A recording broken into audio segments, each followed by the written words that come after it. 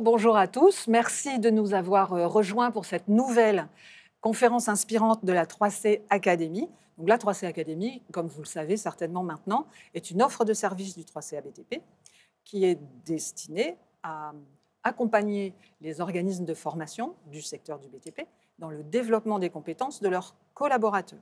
Donc, nous proposons très régulièrement sur notre plateforme des contenus de développement des compétences et régulièrement aussi, nous avons des invités qui sont experts d'une thématique particulière qui permettent de réfléchir, d'ouvrir un petit peu la fenêtre de l'esprit. Et aujourd'hui, dans le cadre de ces conférences inspirantes, nous recevons Régis Rossi, qui est là à côté de moi, qui est conférencier et illusionniste. Il tient beaucoup à ce qu'on le précise, et expert en intelligence émotionnelle. Et nous allons donc engager cette discussion avec lui tout de suite.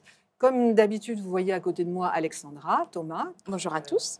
Travaille dans l'équipe de la 3C Academy également, et qui sera là pour modérer le chat parce que je suis sûre que vous aurez envie de réagir à ce qui va être dit et à nous poser des questions, à nous faire des commentaires. Alexandra sera là pour les récupérer, les lire.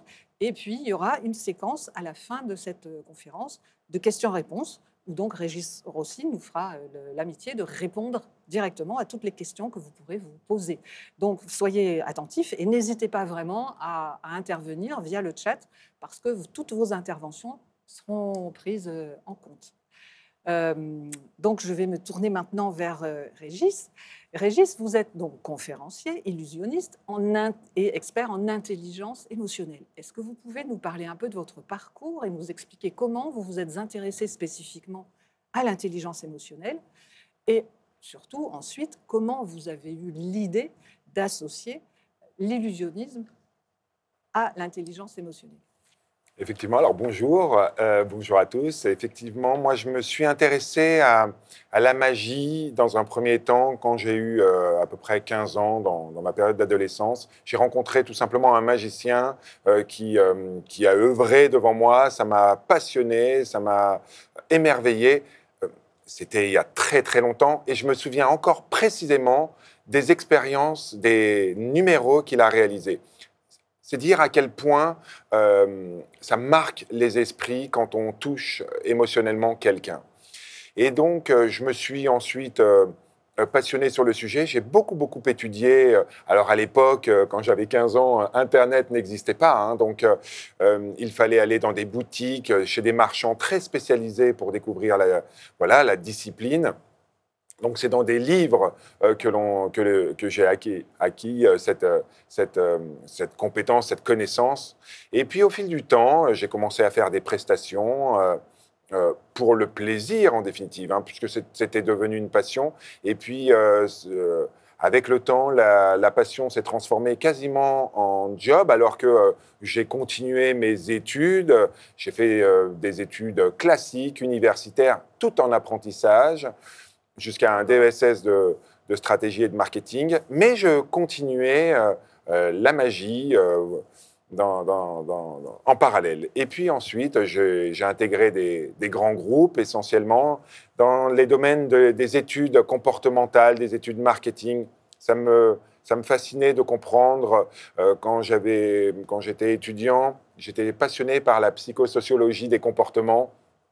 La sociologie, ça m'intéressait, donc j'ai fait des études, en tout cas j'ai fait un parcours professionnel dans cette voie-là, dans le domaine des études, et puis j'ai continué en parallèle cette activité de magicien. Et quand vous avez 20 ans, vous avez toute la vie devant vous, vous avez du temps, beaucoup de temps, et donc j'ai réussi pendant 15 ans à peu près à mener de front 2 activités en parallèle.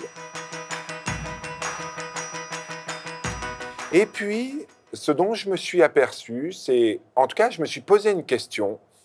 Moi qui n'étais pas un professionnel, dans les magiciens, quand on dit un professionnel, c'est-à-dire que c'est quelqu'un qui travaille 100% de son temps sur cette discipline. Ce n'était pas mon cas. Je travaillais en entreprise la journée et le soir, le week-end, en magie. Et Vous pourtant, aviez une double vie alors. j'avais une double vie professionnelle. Et pourtant, très souvent, quand j'étais sollicité, je remportais 80% des appels d'offres. D'accord. Alors que face à moi, j'avais des gens qui, techniquement, étaient sans doute bien meilleurs. Et je me suis posé la question, mais pourquoi est-ce que les entreprises, les organisations, les palaces, les gens que je rencontre me font davantage confiance qu'à eux qui, techniquement, sont objectivement meilleurs que moi? Donc c'est là que vous avez pu faire le lien, du coup, entre effectivement votre métier de magicien Oui. qui était dans l'illusion, donc c'est l'illusion de la perception, Oui. c'est ça, de la perception de ce que les autres perçoivent, Tout à fait. et vous vous êtes dit qu'il y avait peut-être un lien à faire et des bénéfices aussi, justement, dans la vie professionnelle. C'est un petit peu ça qui a fait. Oui, alors effectivement, il y a eu cette double confrontation, c'est-à-dire que la première des réponses, c'est que les gens me disaient, mais vous inspirez confiance, vous êtes empathique, vous restez humble. On m'a donné beaucoup de qualités que j'ai retrouvées dans le monde de l'entreprise avec des dirigeants, puisque je faisais des accompagnements de dirigeants, qui incarnaient également ces valeurs-là. Cette humilité, cette écoute, cette confiance, cet engagement qu'ils réussissaient à susciter. Et c'est comme ça que je me suis intéressé, en fait, petit à petit, à l'intelligence émotionnelle. Au départ, je ne parlais pas d'intelligence émotionnelle, je parlais beaucoup de communication. Je me disais, peut-être que nous avons quelque chose de commun dans l'art de bien communiquer. Et en réalité, je me suis dit, non, j'ai compris que ce n'était pas l'art de communiquer, mais l'art, en fait, d'utiliser à bon escient son intelligence émotionnelle. D'accord, et c'est comme ça que vous avez fait donc le lien entre, effectivement, l'intelligence émotionnelle, qui est peut-être l'art de savoir reconnaître ses émotions et celles des autres. C'est ça, tout à fait. Et la perception et ce qu'on peut donner à voir, et la perception qu'on peut avoir de l'autre ou de sa communication. Et donc, au début, c'était tourné vers la communication.